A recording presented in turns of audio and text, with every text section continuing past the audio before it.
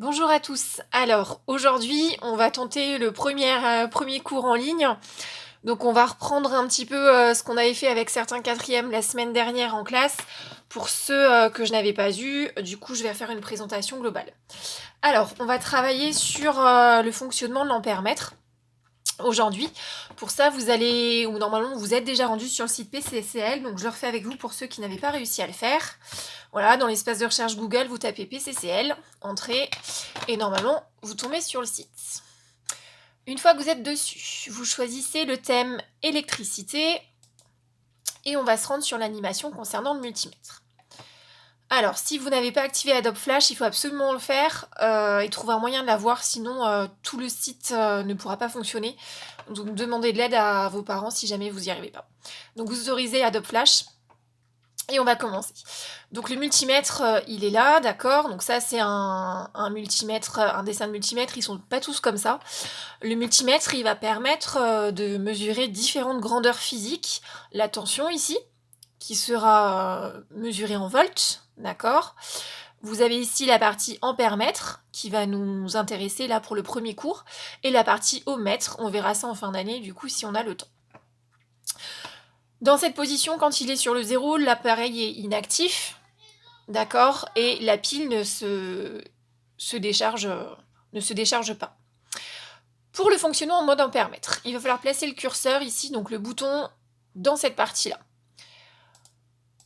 Pour information, pour éviter tout souci, vous allez toujours utiliser la partie où il y a marqué 10 ampères. D'accord? C'est ce qu'on vous met ici. Si on n'a aucune idée de la valeur de l'intensité, les bornes COM et 10 ampères seront utilisées. Alors pour information, les bornes COM et 10 ampères, elles sont ici. Il y a 4 bornes sur lesquelles on peut venir brancher des fils électriques. Et donc, on va utiliser toujours la borne 10 ampères et COM pour l'ampère-mètre. La borne commune, elle sera à chaque fois utilisée, quel que soit le mode de fonctionnement. D'accord? Que ça soit voltmètre, ampère-mètre ou ohmmètre. La borne 10 ampères, par contre, elle est utilisée pour le mode ampère-mètre. Donc c'est ce qu'on va faire, vous allez cliquer là et on va voir ce qui se passe. Donc voilà un circuit simple, vous avez un générateur, d'accord, une pile, un interrupteur et une lampe.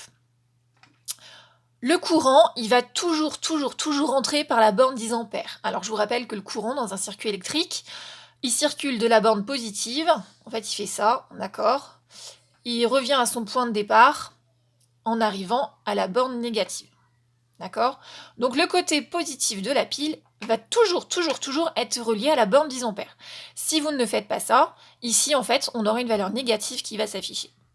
Donc le courant rentre par la borne 10 ampères, il passe dans l'appareil, alors là en l'occurrence comme le circuit n'est pas fermé, d'accord, l'interrupteur est en position off, on vous le voit parce que la lampe ne s'allume pas. Donc là, on a un courant qui vaut 0 ampère, c'est tout à fait normal. Si maintenant, j'actionne mon interrupteur, le courant va circuler, et là, vous allez pouvoir lire en fait la mesure de l'intensité qui circule dans le circuit. Donc le courant, je le répète, il part du plus, d'accord, il passe dans l'interrupteur, comme ça, hop, il arrive par le 10 ampères, l'appareil mesure le courant, ressort par le COM et revient à son point de départ. Ici, on peut lire un courant de 0,18 ampères. Normalement, vous n'avez besoin de savoir que ça concernant la mesure de courant au collège. Vous voyez ici qu'on a d'autres bornes, 2M, 20M et 200M, ça correspond aux milliampères, d'accord? Donc ça, vous l'utiliserez au lycée, c'est pour avoir une mesure plus précise. Pour se simplifier les choses cette année, on va n'utiliser que la borne 10 ampères.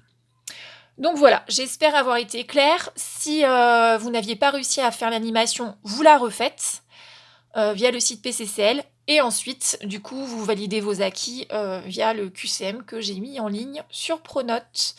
Voilà, merci à tous, à bientôt.